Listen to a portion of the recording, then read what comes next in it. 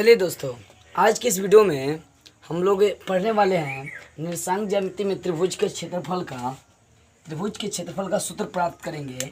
लेकिन जानते हैं कैसे प्राप्त करेंगे? त्रिकोणमितीय फलन का प्रयोग करके हम लोग त्रिभुज का क्षेत्रफल प्राप्त करेंगे।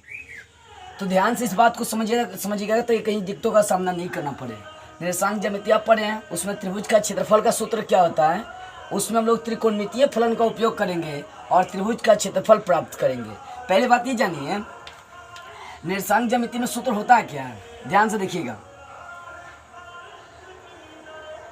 ये त्रिभुज हो गया। मान लीजिए कि त्रिभुज का शीर्ष ए, बी और सी आपको दिया हुआ है। इनकी भुजा को भी लेकर चलते हैं ए, बी, सी। यदि त्रिभुज के शीर्ष के निर्देशांक भी आपको यदि दिए हैं, मान लीजिए x1, y1, ठीक है।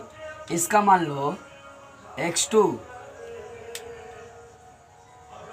y2, इसको मान के चलते हैं x3, y3। ये त्रिभुज के शीर्ष के क्या दिए? निर्देशांक आपको दिए हुए हैं, ठीक है ना। तो यहाँ पर त्रिभुज का क्षेत्रफल का सूत्र आप क्या लगाते हैं? देखिए, त्रिभुज ABC का क्षेत्रफल आपको याद है, आप पढ़ चुके हैं। त्रिभुज का क्षेत्रफल मैट्रिक में आपको ये पढ़ना था। तो त्रिभुज ABC के क्षेत्रफल निर्देशांक ज्यामिति में क्या होता है? वो होता है 1/2 इंटू x1 इंटू y2 घटाओ y1। फिर होता है प्लस x2 इंटू y3 घटाओ y1 plus x3 into y1 घटाओ y2। ये सूत्र होता है किसका? तो निर्देशांक ज्यामिति में त्रिभुज का क्षेत्रफल ये होता है। मान लीजिए कोई त्रिभुज है जिसके शीर्ष x1, y1, x2, y2, x3, y3 दिया है, तो वहाँ पर त्रिभुज का क्षेत्रफल का ये सूत्र अप्लाई करिएगा। 1/2 इंटू x1 इंटू y2 घटाओ y1 plus x2 into y3 घटाओ y1 और प्लस x3 इंटू y1 घटाओ y2, ठीक है। तो ये त्रिभुज ABC का क्षेत्रफल आपका हो गया। कैसे? तो जब तीन निर्देशांक आपको दिए होंगे तो त्रिभुज ABC का क्षेत्रफल का ये सूत्र होता है। हालांकि हम लोग को पढ़ना यह है कि इसमें त्रिकोणमितीय फलन का उपयोग कैसे करेंगे, इसके द्वारा सूत्र कैसे प्राप्त करेंगे, इस बात पर हम लोग को फोकस डालनी है। तो ध्यान देंगे, ये तो सूत्र आपको याद हो गया। ये क्या होता है? निर्देशांक ज्यामिति में त्रिभुज का क्षेत्रफल होता है ये। अब हम लोग चलते हैं, यहाँ पर ध्यान देंगे, फोकस करने वाली बात आ रही है। मान लीजिए, अब चलिए, मान लीजिए आपके पास कोई त्रिभुज है, ध्यान दीजिएगा, त्रिभुज ए, बी, सी। इसका निर्देशांक भी आपको दिया हुआ है, ठीक है। इनकी भुजा लेकर चलते हैं ए, बी, सी। अब यहाँ से लंब डाल देते हैं जो शीर्ष लंब का काम करेगा, क्योंकि त्रिभुज के क्षेत्रफल में सूत्र होता है 1/2 गुना आधार गुना ऊंचाई, जिसको शीर्ष लंब कहते हैं। तो मान लीजिए इस ऊंचाई का मान h है, ठीक है। ऊंचाई का मान क्या लेकर चल रहे हैं? h लेकर चल रहे हैं, h मानकर चलिए, ठीक है। अभी चलो यहाँ पर ध्यान देंगे कि यहाँ से ये वाला कोण निकाल सकते हैं, ये वाला कोण चाहिए, ये वाला कोण, जो कोण आप निकालना चाहते हैं निकाल सकते हैं, ओनली फ्री है। मान लो कि हम साइन यहाँ पर अप्लाई करते हैं, कोण बी, यहाँ पर ध्यान देंगे, इसलिए साइन ए निकाल रहे हैं। अब आप बोलेंगे साइन ए क्यों निकाल रहा हूँ? क्योंकि एच का मान हम लोग निकाल लेंगे, ठीक है। यहाँ पर ध्यान देंगे,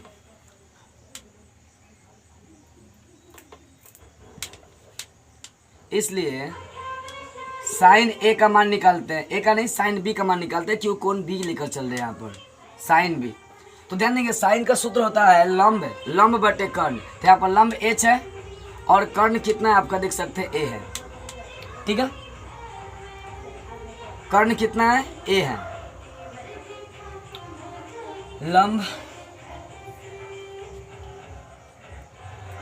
तो यहाँ से h का मान निकाल सकते हैं आप, इसलिए या कर दीजिए, a को इधर ला देंगे तो हो जाएगा h बराबर, a को इधर लाएंगे तो हो जाएगा a sine b, a into sine b.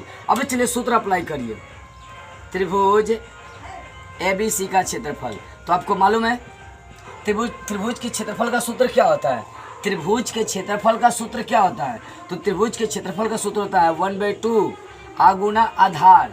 अब देखो, आधार का मान यहाँ पर देख सकते हैं, नीचे C है, B है, ये है, A है। तो नीचे वाला को आधार लेकर चलेंगे तो आधार का मान हो जाएगा C गुना ऊंचाई का मान h लेकर चलेंगे क्योंकि ऊंचाई h लेकर चल दी है। अब ध्यान देंगे बाबू 1/2 अगुना c, ये c क्या है तो b और c के बीच की दूरी है, ये स्मॉल जो c है b और c के बीच के डिस्टेंस को लिए है। तो याद है आपको जब दो वस्तु आपके दिए हो अब पढ़े थे, मान लीजिए दो कण है p और q है, पहले का निर्देशांक x1 y1, दूसरे का निर्देशांक x2 y2 है। तो यहाँ पर पी क्यू कैसे निकालते थे, दूरी सूत्र का उपयोग करके, याद है √x2 घटाओ x1 का दी होल स्क्वायर, फिर प्लस y2 घटाओ y1 का दी होल स्क्वायर, ऐसे आप दूरी निकालते थे। यहाँ भी जो c है ना, ये c b और c के बीच की दूरी है, तो b और c के निर्देशांक में क्या करेंगे, दूरी सूत्र अप्लाई करेंगे। तो दूरी सूत्र होता है x2 घटाओ x1 मतलब x3 घटाओ x2,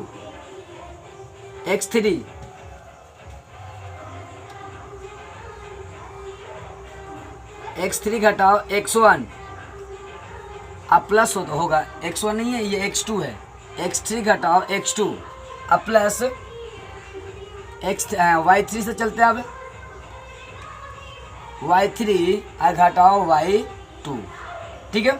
ये c का मान हो गया। कैसे, तो दूरी सूत्र उपयोग कर रहा हूँ। दूरी सूत्र क्या होता है कि जो मान लीजिए कि दो आपको क्या किया निर्देशांक दिए हुए हैं तो वहाँ से ऐसे घटाता है, दूरी सूत्र यहाँ पर देख सकते हैं।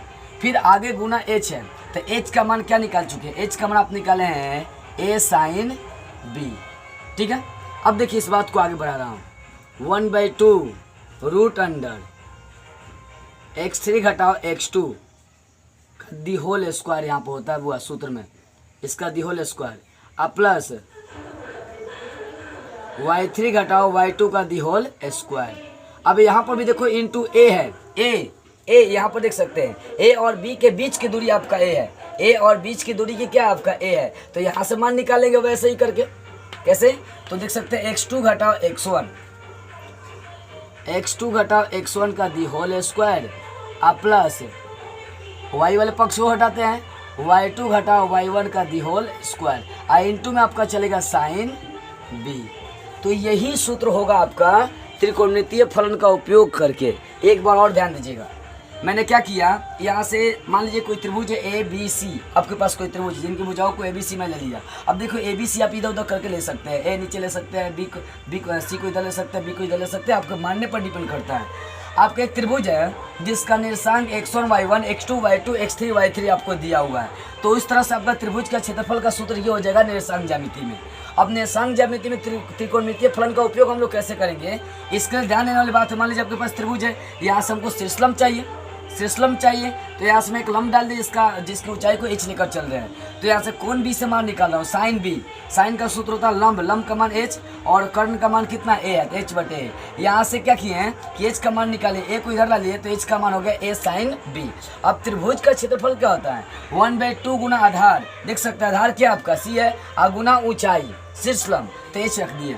अब 1/2 c क्या होगा, तो c b और c के बीच की दूरी, तो यहाँ पर दूरी सूत्र अप्लाई करेंगे, x3 घटाओ x2 का दी होल स्क्वायर, अब प्लस y3 घटाओ y2 का दी होल स्क्वायर, अब गुना h है, तो h का मान देख सकते हैं आप निकाल चुके हैं, h का मान a sin b।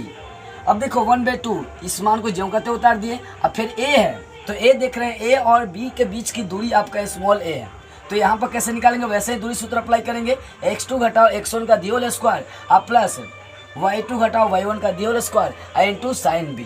अब देखो मान लीजिए कि आपके पास आपको क्या करेगा कि दो तरह का आपको क्या करेगा निर्देशांक दे देगा, x1 y1 x2 y2 x3 y3, और वहाँ पर कोण भी दे देगा, तो वहाँ पर मान पुट करके हम लोग क्या कर सकते हैं, त्रिभुज का क्षेत्रफल निकाल सकते हैं। तो यही सूत्र होता है त्रिकोणमितीय फलन का उपयोग करके त्रिभुज का क्षेत्रफल का यही सूत्र होता है। तो इसका यूज अच्छे से कर लीजिएगा। मान लीजिए एक एग्जांपल के तहत मैं आपको समझा रहा हूँ कि आपके पास निर्देशांक दे दिया, मान लो 3 तरह का त्रिभुज का कर्ण आपको दे दिया, ये त्रिभुज है, ठीक है, और मान लो कि पहले का निर्देशांक 1 2, दूसरे का दे दिया 2 3 और तीसरे का दे दिया 3 4, और यहाँ बोले और आपको कोण भी एक दे दिया है, कोण मान लो कि 30 डिग्री है, ठीक है, और यहाँ पर त्रिभुज का क्षेत्रफल अप्लाई करने के लिए बोले तो ये वाला सूत्र अप्लाई करेंगे, 1/2 इंटू x3 घटाओ x2, क्या होगा x3 घटाओ x2, तो ध्यान देंगे ये आपका x1 y1 x2 y2 x3 y3, तो कैसे अप्लाई करेंगे, सूत्र होता है x3 घटाओ x2, तो 3 घटाओ 2 अब प्लस 4 घटाओ 3 का दी होल स्क्वायर इंटू, उसके बाद आएंगे यहाँ पर, यहाँ चलेंगे x2 घटाओ x1 का दी होल स्क्वायर, मतलब 2 घटाओ 1 का दी होल स्क्वायर, अब प्लस 3 घटाओ 2 का the whole square into sine b का मान यहाँ पर रखकर चलेंगे 30 डिग्री, इसका क्रिया करेंगे, आपका आंसर निकल जाएगा। तो इस तरह से हम लोग त्रिकोणमितीय फलन का उपयोग करके त्रिभुज का क्षेत्रफल निर्देशांक ज्यामिति में प्राप्त करते हैं। तो आज की इस वीडियो में इतना ही, अगले वीडियो में हम लोग अगले टॉपिक के साथ फिर मिलेंगे।